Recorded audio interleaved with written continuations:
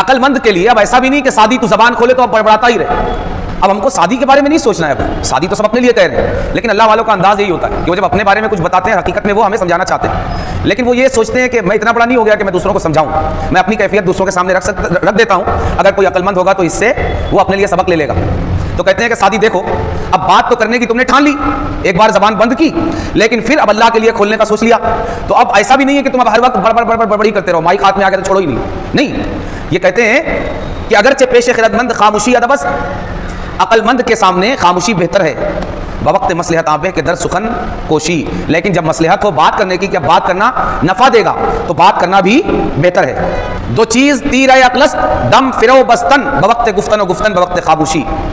اور سادی اب جب تم نے بات کرنے کی ٹھانی ہے تو دو باتیں ذہن میں رکھنا, دو چیزیں عقل کے لیے عیب ہے, دو چیزیں عقل کے لیے عیب ہے. ایک یہ کہ تم یہ نہ سمجھ پاؤ کہ بولنا کب ہے اور خاموش کب رہنا ہے. یہ سمجھنے کی بات ہے کہ نہیں؟ جی ہے, یہ بہت بڑی سمجھنے کی بات ہے کہ کب خاموشی کام کرتی ہے اور کب زبان کی گویائی کام کرتی ہے. اگر اس کو نہیں سمجھا تو پھر یہ خاموشی بھی ضائع ہوگی اور یہ گویائی بھی ضائع ہوگی.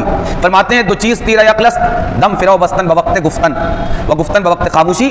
فرمایا دو چیزیں عقل کے لیے عیب ہے, ایک تو یہ کہ بولنے کے وقت خاموش رہنا, اور دوسرے یہ خاموش رہنے کے وقت بولنا.